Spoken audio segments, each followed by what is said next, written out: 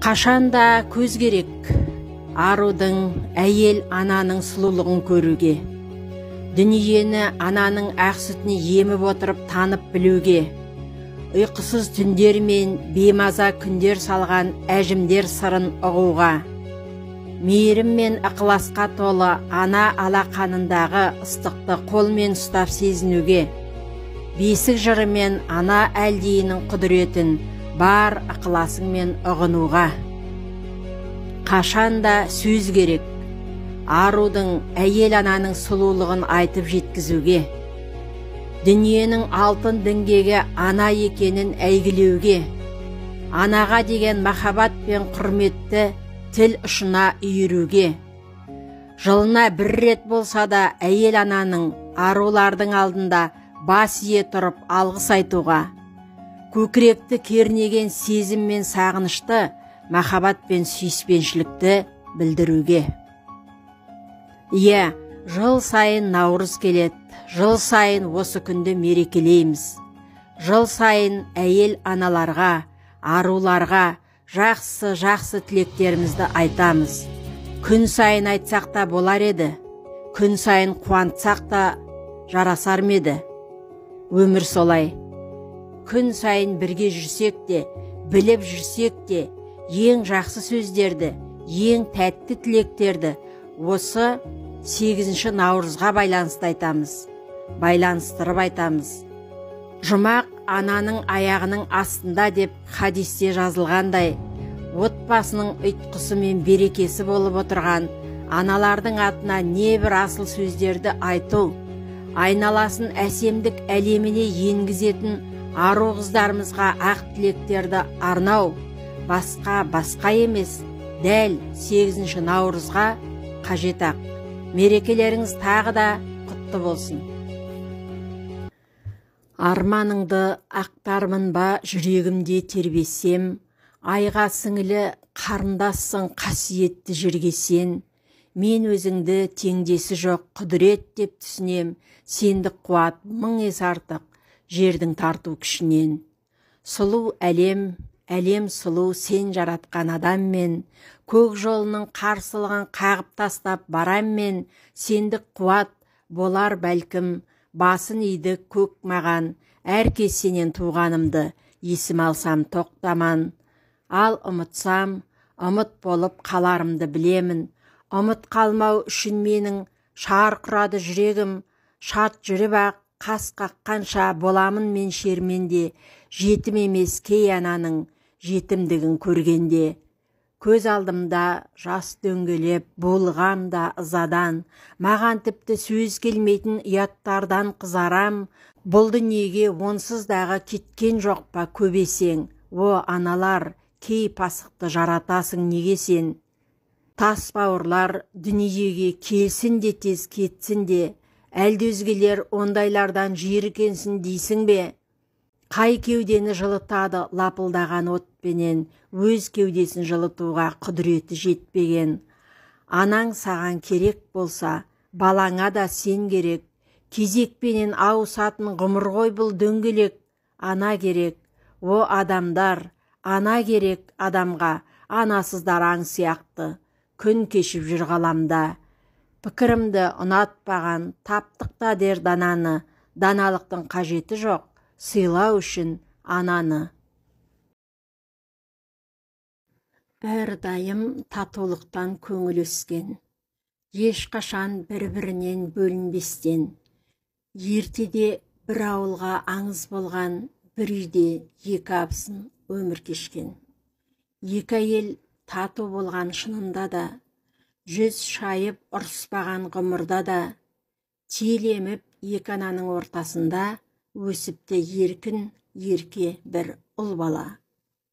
Бүскен ұл өзі ақылды, арманы асыл, көргенде келбетіне таңданасың, ер жетіп аң аулауға шыққан кезде ажалдан құтқарып дол хан баласын.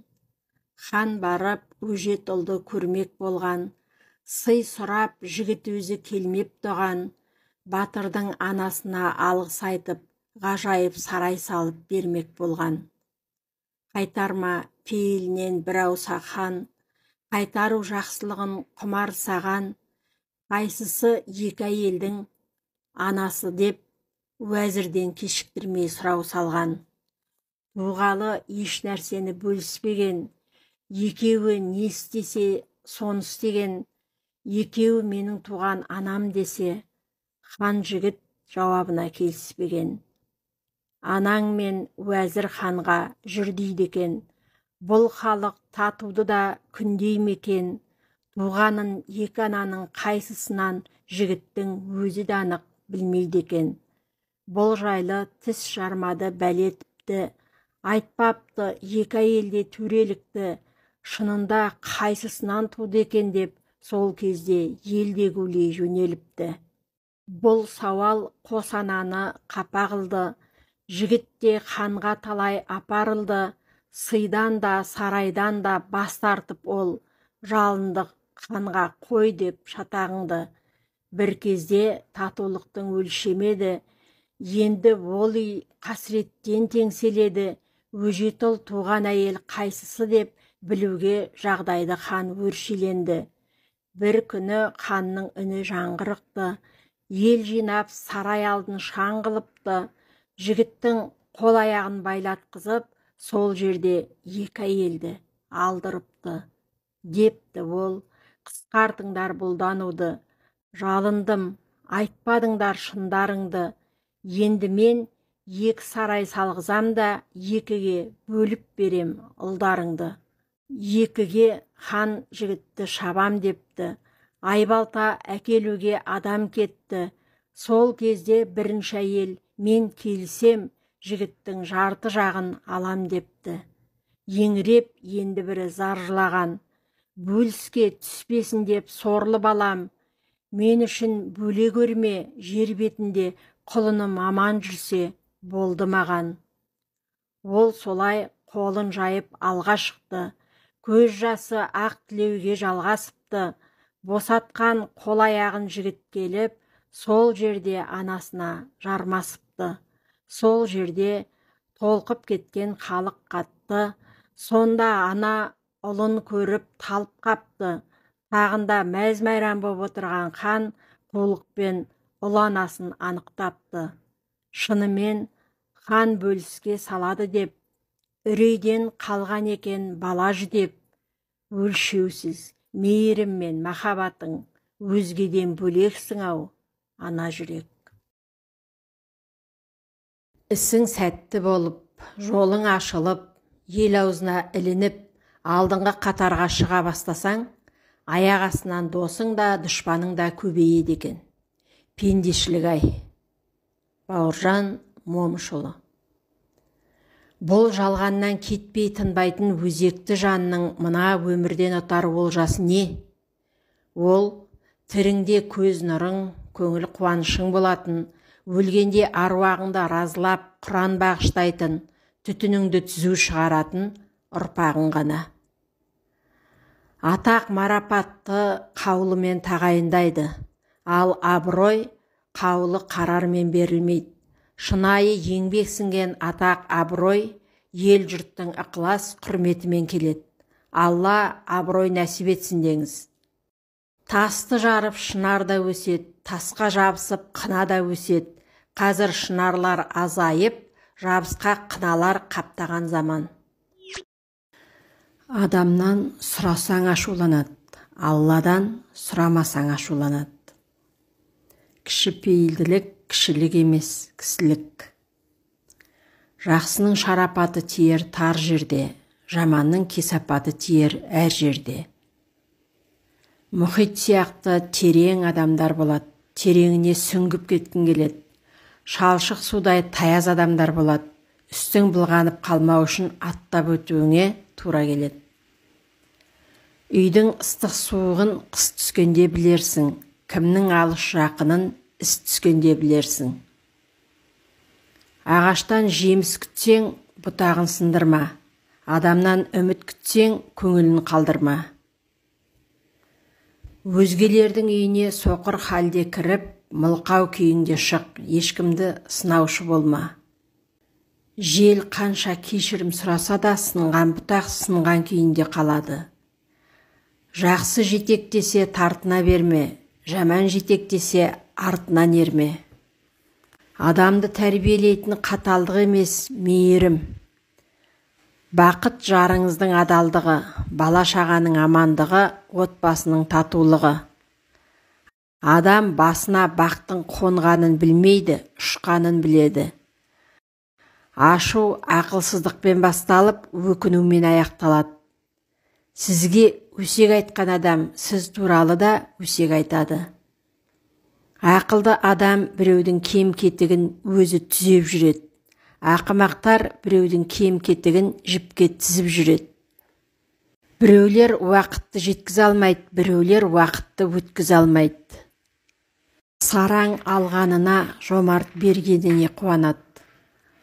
Сөйлей беретіндер көп, сөйлей білетіндер аз. Ақшасы жоқ адам кедей емес, арманы мен мақсаты жоқ адам кедей. Жақсылықты жақсы адам ғана бағалай біледі. Басқалардың бақытына қуанып жүретін адам бір күні өзі де бақытқа жетеді. Жаман жағыңды іздеген адам жақсы жақтарыңды көре алмайды. Адамның көңіліне қарап сөйлеу адамгершілік белгісі. Айтылғанша сөзге сіз қожайынсыз, айтылған соң сөз сізге қожайын.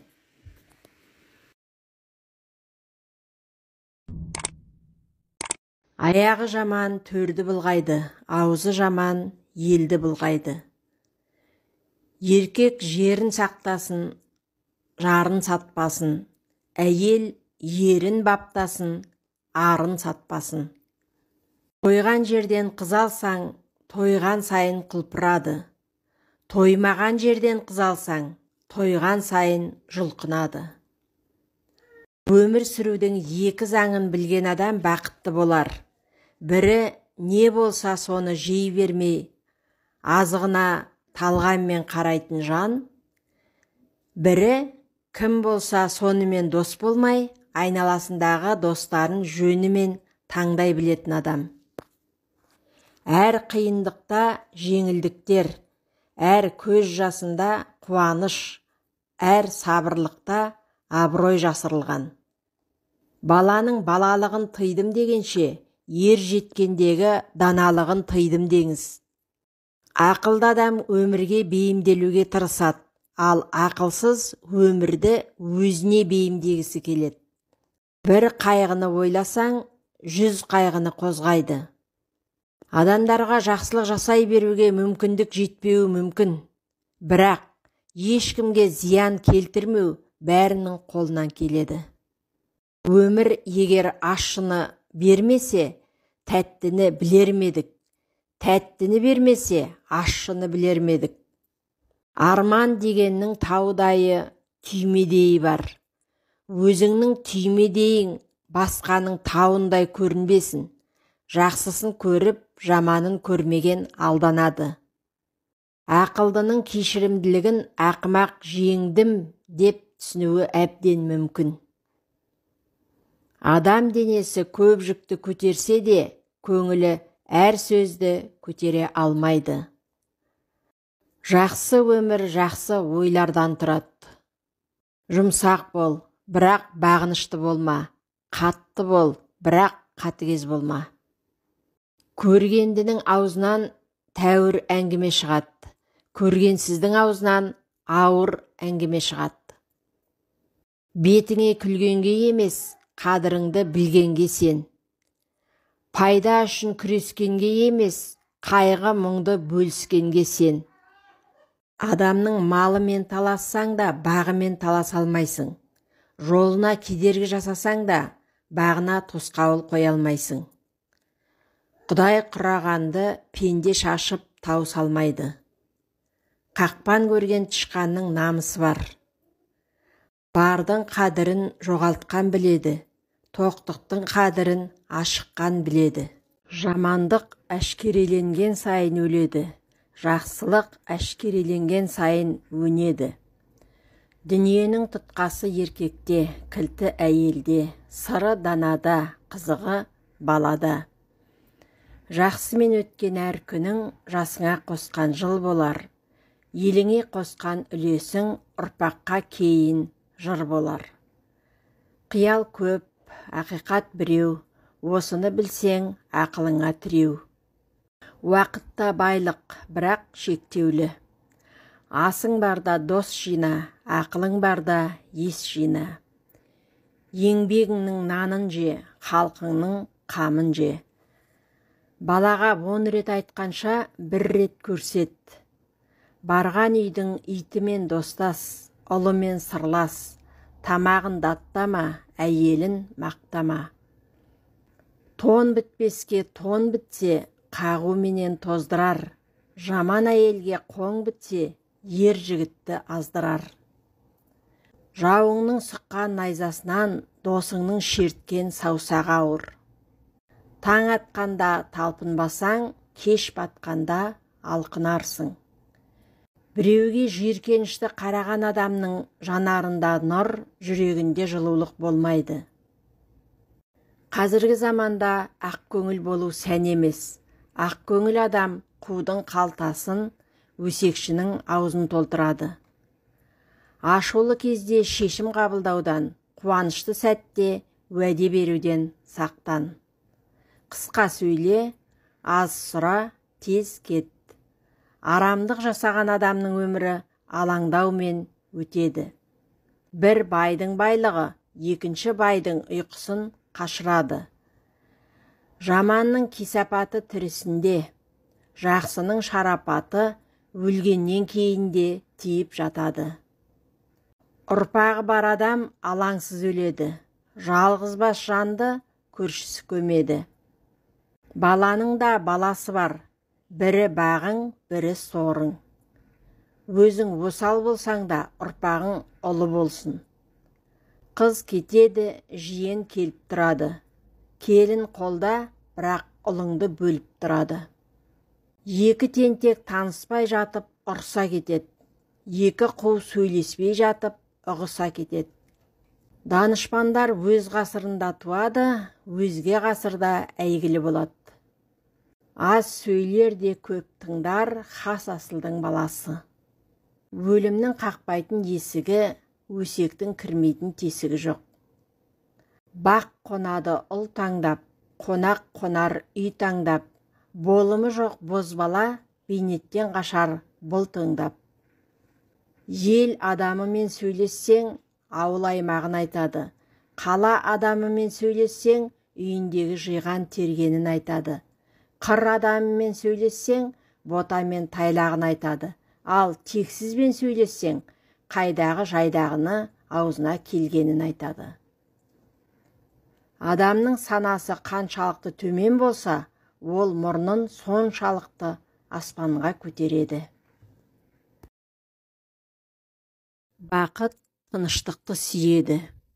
Өмір шыңға шыққанмен бірдей. Асықпай шығасың, зымырап түсесің. Екі нәрсені ұмытпа, Аллахты және өлімді. Екі нәрсені ұмыт, басқаға жасаған жақсылығыңды және басқаның саған жасаған жамандығын. Сабыр етсең, ісің оңға асады. Шүкір қылсаң, жамандық та қашады. Тауларды орнынан қозғалтатын адам алдымен кіші тастардан бастайды. Сүрінген мен бүлінгенді сөз етпе. Сен де тұрсың, мен де тұрмын кезекте.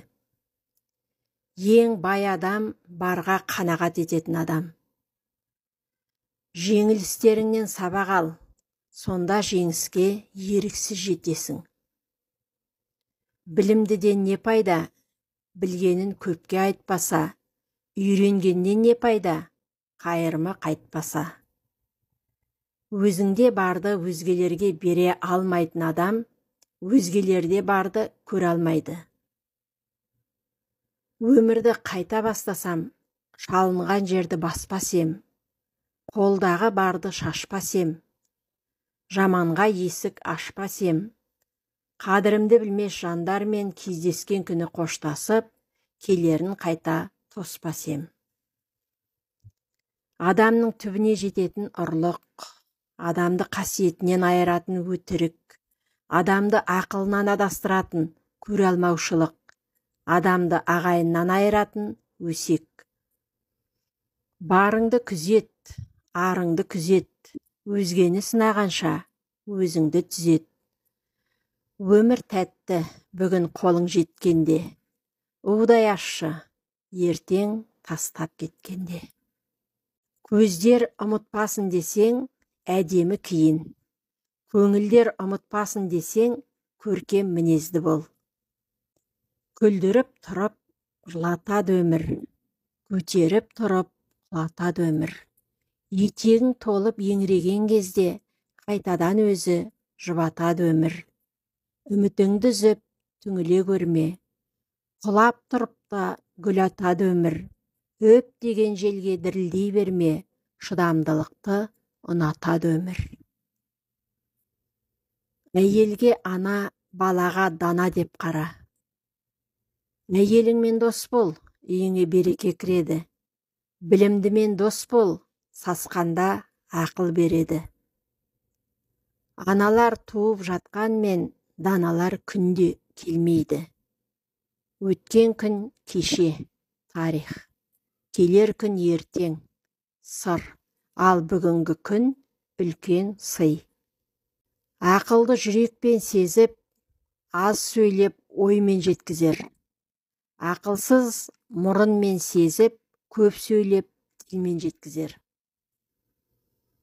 Білімді болсаң биікке өсерсің, білімсіз болсаң төменге қайта түсерсің. Жақыныңды жаттай күт, жат көрсінде түңілсін. Бір-біріңді қадір тұт, жұрт үлгі алсын, үңілсін. Жүре берсең, көре бересің, көре берсең, көне бересің. Білімді білімді емес, біліміне күмәнданғандар білімді. Ақыл алтын сандық, адамына қарай ашылар. Ақыл бітпес дәулетке, дәулет бітпес келбетке. Дұрыс ойы жоқ басты дулыға да қорғамайды. Қандай күйзеліс келсе де күлімдеп қарсы алу керек. Сонда ол сені есуас деп ойлап, өзі қашып кетеді. Бақыт әрдайым батыл адам жағында. Қарттарыңды сыйлай біл.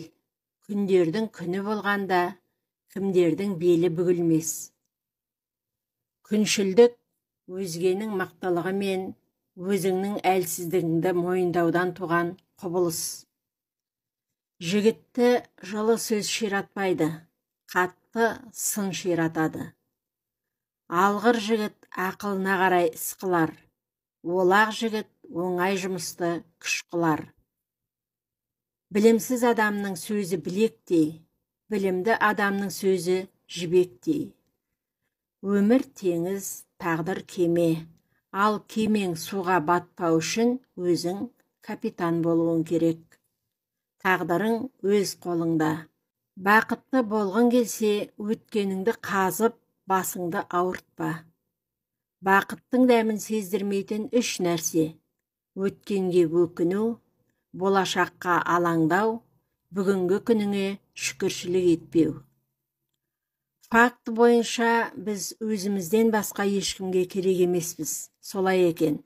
Өзімізді өзіміз бағаламай, өзімізді өзіміз жақсы көріп құрметтемейінше, мұны өзгелерден күтуіміз ақымақтық болады.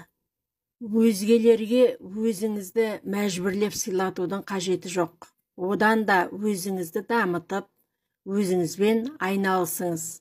Сонда олардың сізді құрметтемеуге лажы қалмайды.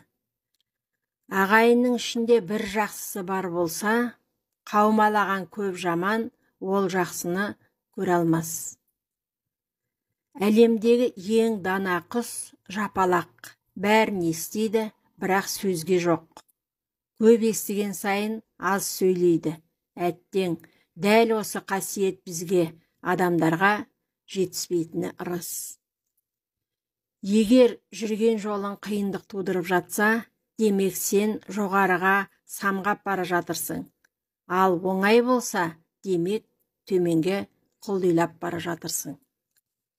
Өзін тапқан адам ғана өзгенің пікірінен арыла алады. Өзінде болғанды өзгелерге бере алмайтындар, өзгелерде болғанды көре де алмайды. Ештеңені жүрекке жақын қабылдама. Жақын қабылдасаң, жадыңда ұстағың келеді. Жадыңда ұстаған жаныңа ауыр тиеді. Дүниесі көп адам бақытты емес, қолындағыға қанағат ете білген бақытты. Қателіктер өмірдің тыныс белгілері секілді. Олар болмаса, мәтіндегі сияқты өмірдің де еш мағынасы болмайды. Тартыспен түскен, бейнетпен келген жақсылық қана шын мәнінде қымбат табыс.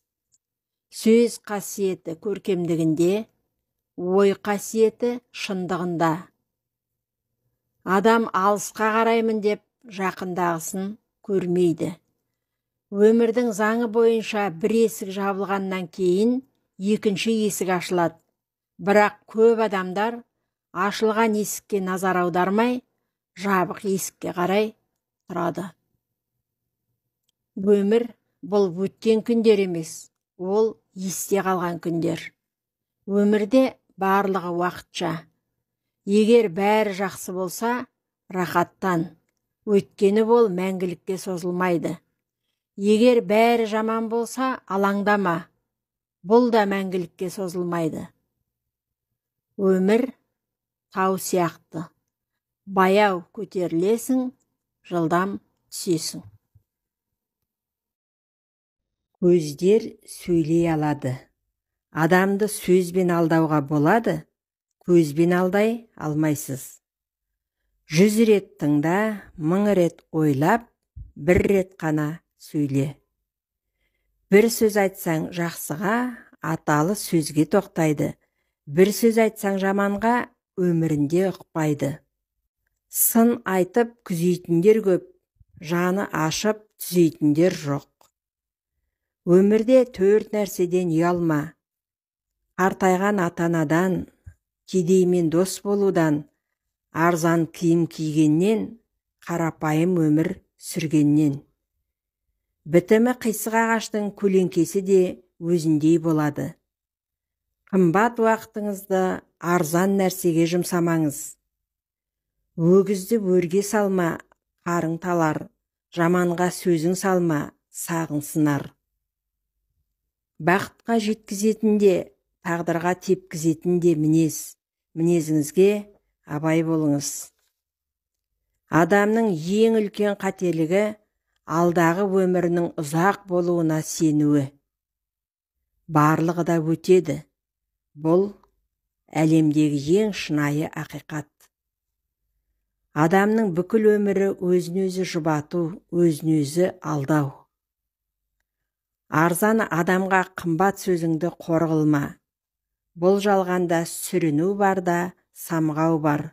Бұл өмірде қолдау бар да, алдау бар. Ашу әрқашан ақымақтықпен басталып, өкінішпен аяқталады. Сінің ақымақтығын оның сөздерінен, ал даналығын үнсіздігінен білесің. Бақыт ешқайдан келмейді, оны өзің өз қолыңмен жасайсың. Алғыр жігіт ақылына қарай іс қылар, олақ жігіт оңай жұмысты күш қылар. Жаман келіншектің 2 пышағы болады, біреуі қолында, екіншісі тілінде. Қолындағысымен наныңды турайды, тіліндегісімен жаныңды турайды. Ал жақсы келіншектің 3 белгісі болады, жүзінде күлкі, қолында нан жаятын оқтауы, тілінде тоқтауы бар. Егер сіз адамды танығыңыз келсе, ол туралы басқалардың айтқанын тыңдамаңыз. Оның басқалар туралы айтқанын тыңдаңыз. Ешкімді мәжбүрлі түрде жақсы көруге міндетті емес, бірақ құрметтеу парыз. Ең қиын 3 нәрсе: сыр сақтау, қорлықтарды ұмыту, уақытты дұрыс пайдалану. Арман деген көп белес, біріне шықсаң, бірі бар. Егер жүрген жолың қиындық тудырып жатса, демек сен жоғарыға шығып бара жатырсың.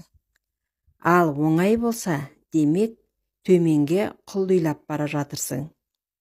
Мақтаншақ әңгімелер әлсіздіктің ең алғашқы белгісі, ал мықты адамдар артық әңгіме айтпайды.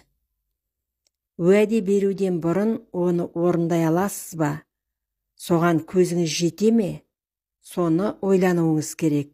Өйткені орындалмаған уәде мойныңда қарыз боп қалады. Адамның жақсы болуы тегінде емес, тәрбиесінде, ақылында емес, білімінде.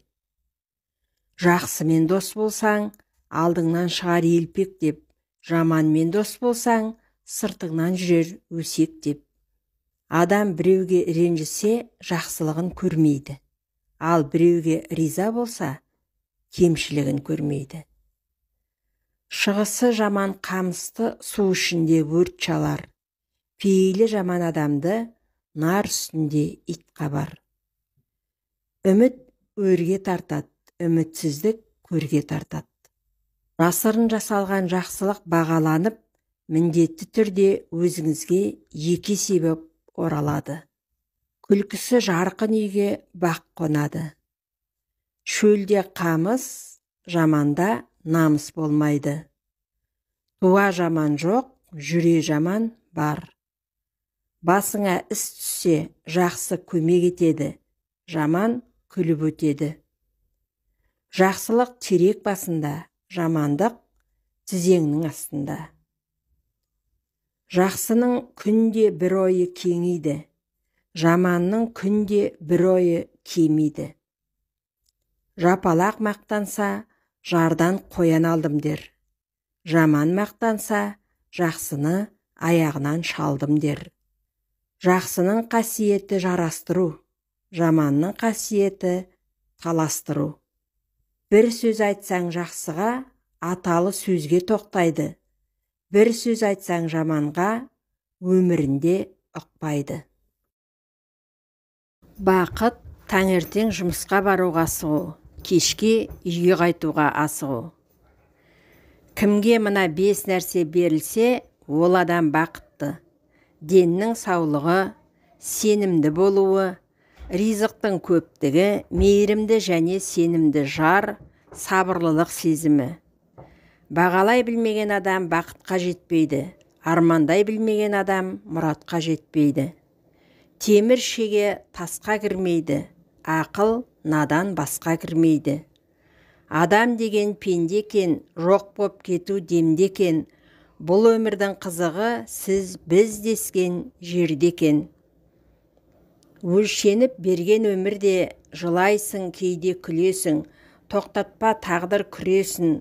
Ащының дәмін татпасаң, тәттіні қалай білерсің. Сөйлеуді үйренгенің өскенің, үндемеуді үйренгенің ақылыңның кіргені. Ақылы үстем адам бірінші ойланады, кейін шешім қабылдайды. Ашуы үстем адам бірінші шешім қабылдайды, кейін ойланады. Ойыңа ие бол, ой сөзің айналады. Сөзіңе ие бол, сөз ісіңе айналады. Ісіңе ие бол, іс әдетке айналады. Әдетіңе ие бол, әдет мінезге айналады. Мінезіңе ие бол, мінез тағдырыңды шешеді. Ештеңеге қарамастан үйлен. Жақсы әйел түссе бақытты боласың, жаман әйел түссе ойшыл боласың. Үйлену дегеніміз өз құқығыңның жартысын азайтып, міндетіңді 2 есе көбейту деген сөз. Қыз ақылды болады, болғысы келсе, шыдамды болады, қолынан келсе, сұлу болады, уақыт берсе, батыр болады, сынға түссе, адал жар болады, жары сүйсе. Оппозиция әйеліңнен басталады, өйткені ол сенің жанашырың. Даңқ үстемелегенді ұнатады. Бір басталса, біразға дейін жарылқайды.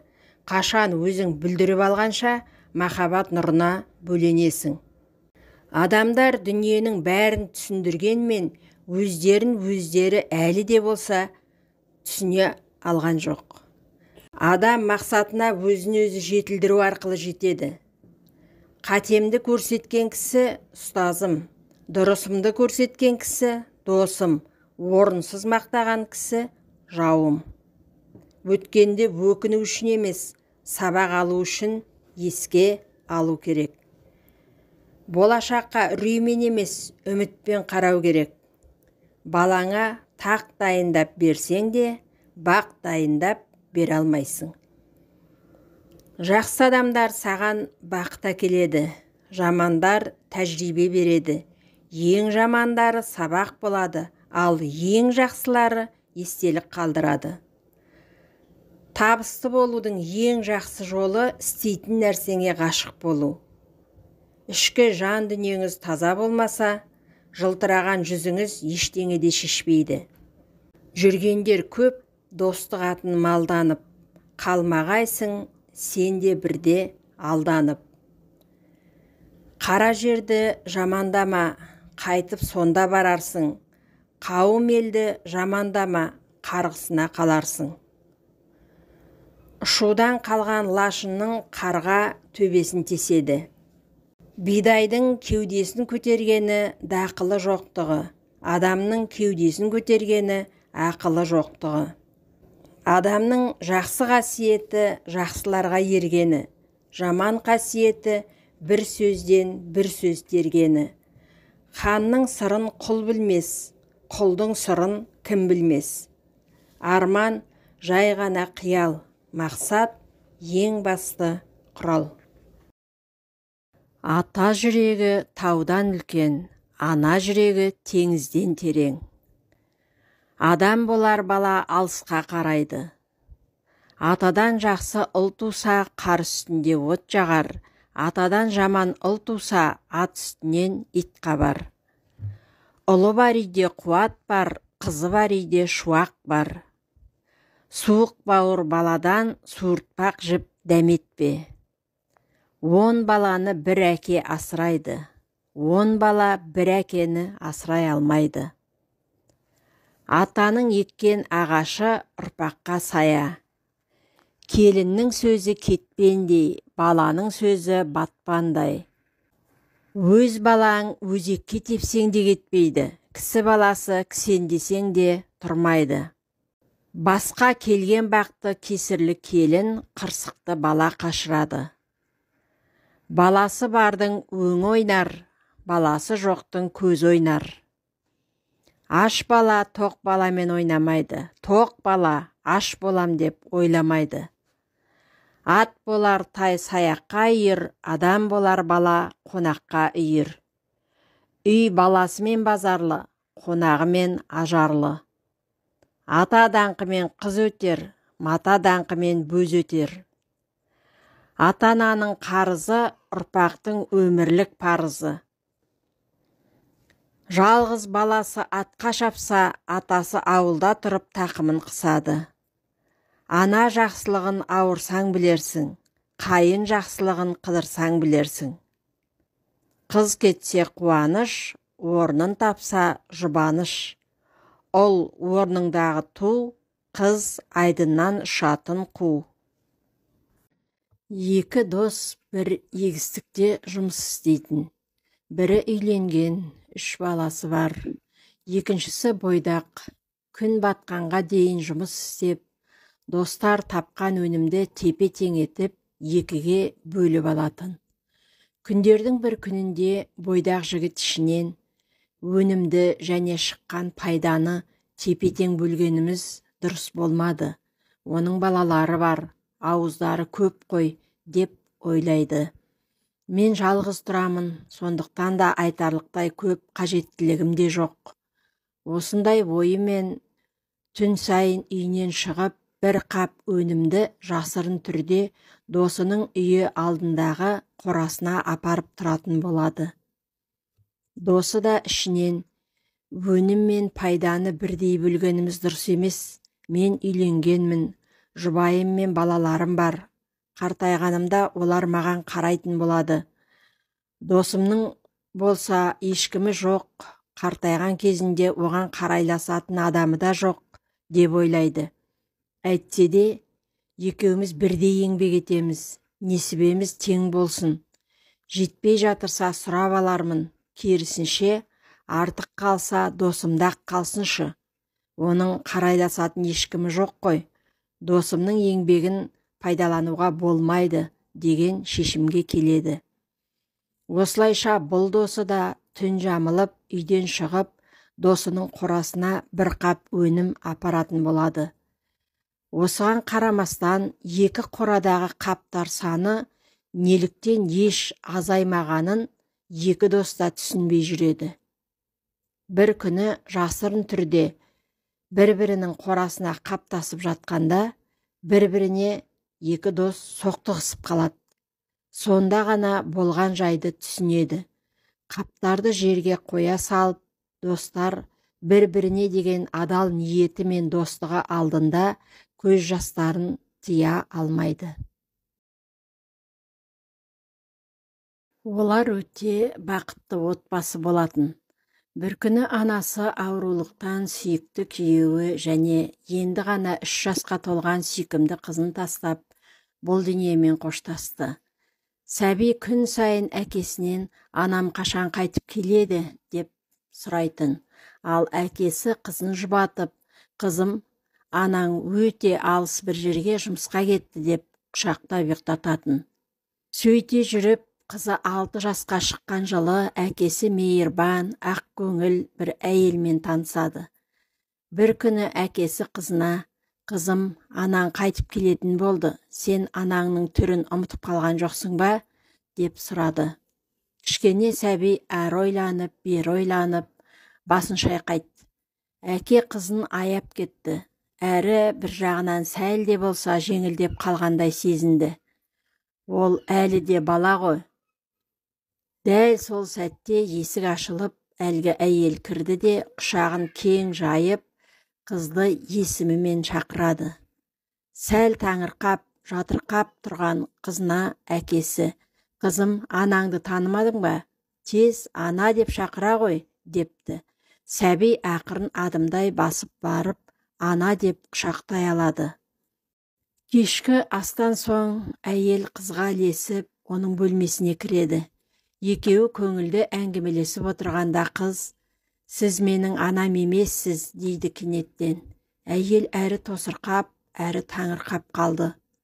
Сәби қыз шошып қалған әйелдің қолынан ұстап, бәсең үнмен, менің анам қайтыс болған, мен оны атам мен әжемнің әңгімелерінен біліп алғанмын. Мұны тек атам, мен және әжем үшеуміз ғана білеміз. Әкем мен басқалар білмейді. Олар әлі күнге дейін анамды тірі, алыс бір жерде жұмыс істеп жүр деп біледі. Сәби сонан кейін жылап жіберуге шақ қалып тұрған әйелдің құлағына сыбырлап, бұл екеуміздің ортамыздағы сыр болсын, әкеме айтып қоймаңыз, ол білсе сөзсіз азаптанып жылайды, дейді жаңа тапқан анасын құшақтап. Бұл сәтте есік сыртында үнсіз тыңдап тұрған әкенің көз жасы көл болған еді. Оқу жылының басында 6-шы сыныптың жетекшісі өз шәкірттерінің алдында тұр. Ол балаларға бір рет көз тастады да, барлығын бірдей жақсы көретінін, оларды көргеніне риза екенін айтты. Бұл әрине жалған болатын. Өйткені алдыңғы қатарда өзі жақсы көре қоймайтын бір бала бүрісіп отыр. Басқа оқушылар да онымен былтырғы оқу жылында танысқан. Сол кездің өзінде ол баланың өз сыныптастарымен ойнамайтынын және киімінің лас екенін, ешқашан жуынбағандай күлімсе иіс шығатынын байқаған болатын. Уақыт өткен сайын мұғалімнің бұл оқушыға деген көзқарасы өзгере бастады. Оның жазба жұмыстарын қызыл қаламмен шимайлап, екілік деген бағаны аямай қоятын жағдайға жетті. Бір күні мектептің оқу жөніндегі орынбасары 6-шы сынып оқушыларының мінездемесіне талдау жасауды тапсырды. Ұстазы сүйкімсіз оқушының мінездемесін жазуды соңына қалдырды. Ол мінездемені қалай жазу керектігін біраз ойланып, бұрынғы жазылған мінездемелерін қолына алды. Сол кезде төбесіне мұздай су құйып жібергендей күйге түсті. 1-ші сыныпта оқытқан ұстазы былай деп жазған екен: Бұл көзі нұр шашқан керемет бала. Үй тапсырмасын керемет мүлтіксіз орындайды. Ұқыпты әрі алғыр бала. Осындай талантты баланың ұстазы болудың өзі бір мәртебе. Екінші сынып мұғалімнің мінездемесінде ол ғажап оқушы. Жолдастарына да өте сыйлы. Әйтсе де отбасындағы мәселе оны алаңдатып жүрген сыңайлы. Анасы ауыр дертке шалдығыпты. Айықпас аурумен арпалысып, өлім мен өмір арасында жатқан көрінеді. Баланың да жанын сыздатқаны аңғарылады. Шамасы оның үйдегі жағдайы ажал мен арпалысқа айналған сияқты, деп түйіндеген екен. Үшінші сыныптағы тәрбиешісінің жазғанын тағатсыздана қолына алып оқи бастайды. Анасының өлімі баланың жан әлеміне ауыр соққы боп тиді. Ішкі дертіне қарамастан бала оқуға бар ынтасымен, ждағатпен ұмтылады. Әйтсе де, үйде білім алуына әкесі көңіл бөлуді қойған. Баланың білім алу мәселесін тездетіп, қолға алмасақ жағдай қиындағалы тұр. Мұнан кейінгі жағдайды 4-ші сыныптағы ұстазы былай деп жалғастырыпты. Баланың оқуға құлқы жоқ, достары да жоқ, сабақ үстінде жиі ұйықтап қала береді, депті. Мінездемелерді оқып шыққан мұғалімнің осы сәтте жүрегі сыздап қоя берді. Әдеттегідей келесі оқу жылы келіп жетеді. Сол баяғыдай барлық оқушылар ұстаздарына сыйлық ұсынып жатыр. Жаңа оқу жылының басталғанымен құттықтап, әлгі бала да бір затты ұстаздың қолына ұстатады. Мыж-мыжы шыққан қағазға әлденені орап әкелген екен. Түйіншекті көрген сыныптастары жарыса күледі. Тек мұғалім ғана қағазды ашып, ішінен көзі сынған білезік пен құтысында бітуге таяған аздаған иіссуды көріп, ерекше қуанды. Баланы құшағына қысып, мынау тамаша сыйлық қой, деп білезікті қолына тағып алды. Баланың қуанышында шек жоқ. Ұстаздың тосын мінезіне қайран қалған оқушылар да күлкілерін сап тыйған. Кейіннен көпшіліктің көзінше мұғалім құтыдағы иіссуды үстіне септі. Осылайша сабағын да бастап кеткен. Сабақ соңында көзінде нұры ойнаған бала ұстаздың жанына келіп, ерекше мейіріммен, «Білесіз бе, сізден анамның иісі шығады», деді. Бала кеткен соң мұғалім ұзақ жылады. Осы күннен бастап ол тек математика мен әдебиетті ғана емес, ізгілік пен қайырымдылық жайлы дәріс беруді қолға алды. Біраз уақыт сырғып өткенде сұрықсыз баланың ажарына нұр тола бастады. Өмірдің мәні мен сәні жанарынан айқын сезілетін болды. Мұнан кейін мұғалім оқушылардың барлығын бірдей жақсы көремін дегенімен, енді әлгі баланы өзгелерден айрықша жақын тарта бастаған. Осылайша жыл да зулады. Бірде әдеттегідей көп қағаздарын ақтарып отырып, көзі бір тілім хатқа түсті. Ашып оқығанда жүрегі елжіреп кетті. «Сіз өмірімдегі ғажап ұстазсыз», деп жазылған екен. Осылайша аттай тулап 5 жыл артта қалды. Бұл кезде мұғалім де басқа сыныпты қолға алған. Әйтсе де, осыдан біраз жыл бұрынғы шәкірті тағы бір хат жолдапты. Өмірдегі ең асыл ұстазы болып жүрегінде қала беретінін жазыпты. Араға уақыт салып, әлгі оқушыдан тағы бір хат алады. Оқушысы колледжді үздік тәмамдап, университетті үздік оқып жүргенін жазыпты. Кейінірек келген хатында оқу орнын ойдағыдай тәмамдаған айтылады. Сондай-ақ әкесінің дүниеден озғанын, жақын арада отау құрғалы отырғанын да жеткізіпті. Әрі үйлену тойында әкесі мен шешесінің орнына мәртебелі ұстазының жайғасқанын қалайтынын білдірген. Тойдың төрінен ұстазын көргісі келетінін оқығанда жүрегі елжіреп сала береді. Әрине, мұғалім қуана келісімде білдірді. Осылайша той күні де таяды. Той болатын күні мұғалім баяғы бала сыйлаған көзі жоқ білезікті тағып, Анасының құтысының түбіндегі иіс суды септі. Алыстан ұстазын көрген бала қуаныштан төбесі көкке жетердей жүгіріп келіп құшақтай алды. Сол кезде балалық шағынан жадында қалған тамаша иісті сезді. Анасының хош иісі. Көзінен ыстық жас ыршып шыққан бала ұстазын құшағына қатты қысып, менің осы өмірге керектігімді сезінуге, өз күшіме сенуіме мүмкіндік бергеніңіз үшін сізге ризамын, деді дауысы дірілдеп. Сонда мұғалім көзіне жас алып, керісінше, сен мені бәріне үйреткен, сенімен таныспай тұрып, ұстаз болудың сыры мен мәнін, ғажап қадірін сезінген жоқпын, деп жауап береді. Кезінде ештеңеге көңілі толмайтын қыңыр әйел болыпты. Ол өз-өзін өмірін жек көріпті. Балаларының бұзықтығы, күйеуінің аз ақша табатыны, жұмысындағы бітпейтін қиындықтар әйелді қатты қалжыратып жіберіпті. Әйел, менің өмірім сондай сұрықсыз, ал басқалар бақытқа бөленіп өмір сүруде, деп ойлап, өз-өзін тұқырта беріпті. Бір күні әйел көңілі құлазып, жұмыстан қайтып келе жатып, сиқырлы кітап сататын адамды жолықтырыпты. Ол кісі әйелге сиқырлы кітабын ұсынады.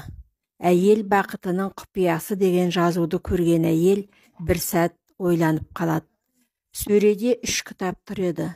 Арыз шағым кітабы, көз жасының кітабы, алғыс кітабы. Әйел ойланбастан арыз шағым кітабын сатып алып, өзіне ұнамайтын нәрселерді жазу үшін үйіне асығады. Түнімен өміріне шағымданған әйел кітапты соңғы бетіне дейін толтырып тастайды. Таңертең ұйқыдан оянған әйел өмірінің жақсы жаққа өзгергенін күтеді. Бірақ ол балаларының күндегіден де тентек болып, бір-бірімен төбелесіп, күйеуінің әйелін көзіне делмей, апыл-ғұпыл жиналып жұмысына кетіп бара жатқанын көреді. Оған қоса, басы да көтертпей ауырып жатыр екен. Көңілсіз әйел қабағы түйулі күйі жұмысына кетеді. Жұмыста бастығынан сөгіс алып, әріптестерімен сөзге келіп қалыпты. Көңілсіз әйел осыма бақыт етем дегені деп, енді сиқырлы кітап сатушысына ренжи бастайды. Сөйтіп сатушыға келеді. Енді 2 кітап қалды, қалағаныңды таңда, дейді сатушы.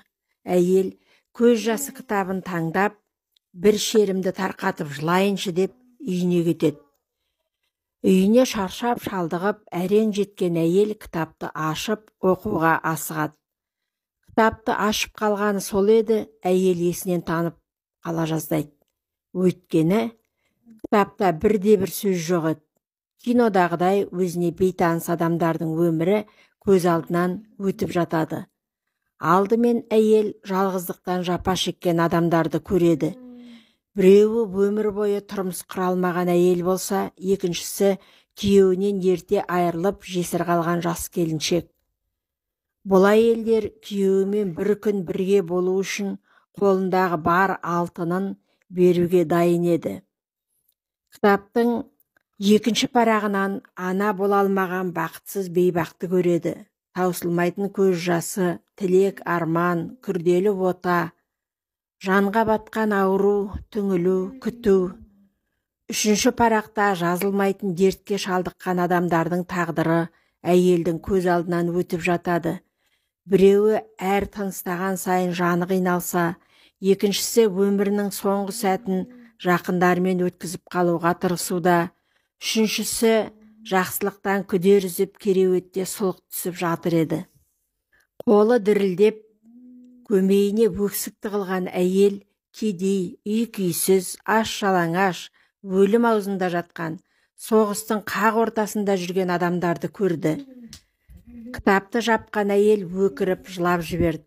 Жылаған сайын жүрегі тазарып, жақсы нәрсе ойлай бастайды. Маған көп байлық беріліпті, қалайша қадірін білмегем, депті әйел өзіне өзі.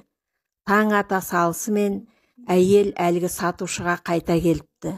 Сатушыдан кешірім сұрап, Кетуге ыңғайланғанда сатушы оған 3-ші кітапты ұсыныпты. Бұл алғыс кітап еді. Кітапты алған әйел 1-ші бетін ашып, оған ең данышпан, ең мейірімді сатушыға өмірімді өзгерткені үшін рахмет айтамын деп жазыпты. Осылайша жүрегі жылылыққа толып, көңілі алып ұшқан әйел үйіне келіп, көз жасын сығымдап отырып, алғыс кітабын толтыра беріпті.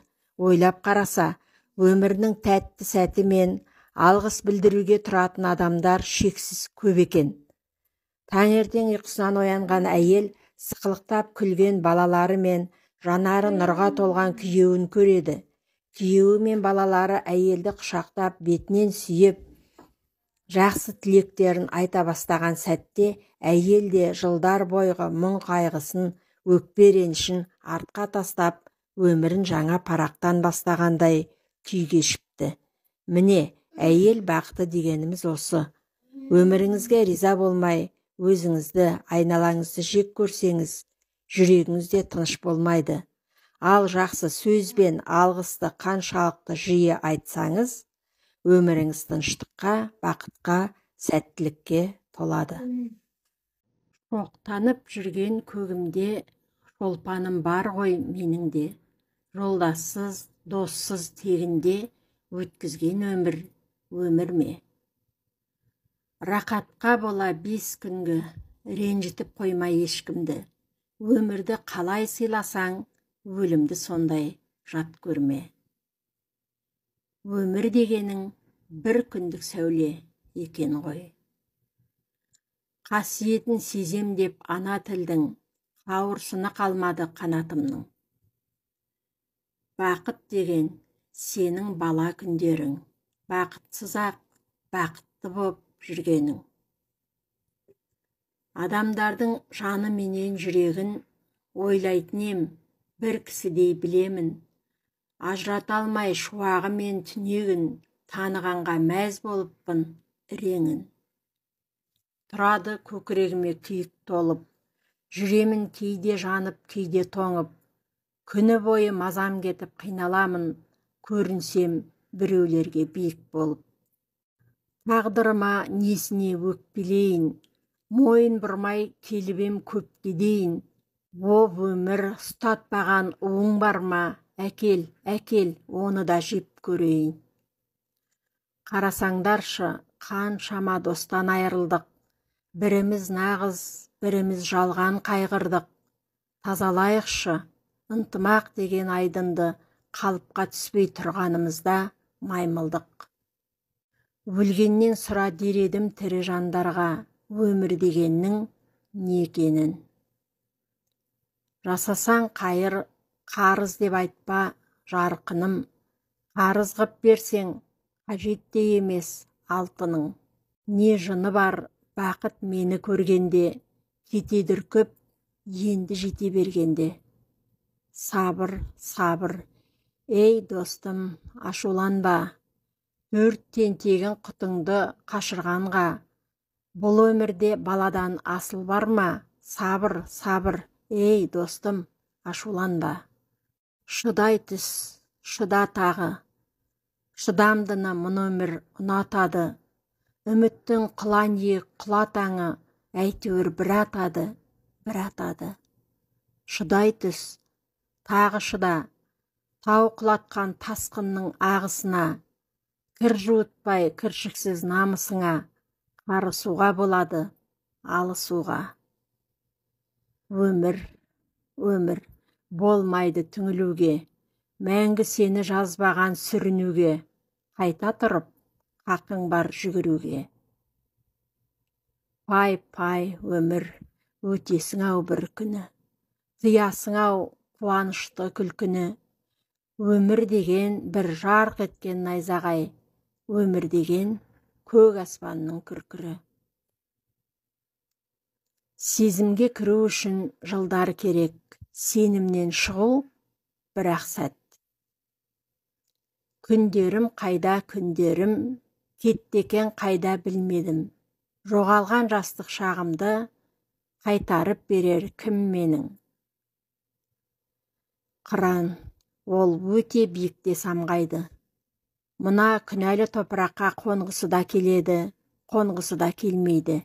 Егер тартылыс заңы болмаса, сол аспанда қала берер ме еді? Адамдардың жаман екенін, жақсы екенін ажыратушы мен емеспін. Өйткені өзім де солардың бірімін. Ақырын жүрсең, сорың сені қуып жетеді. Жылдам жүрсең, сен сорыңды қуып жетесің.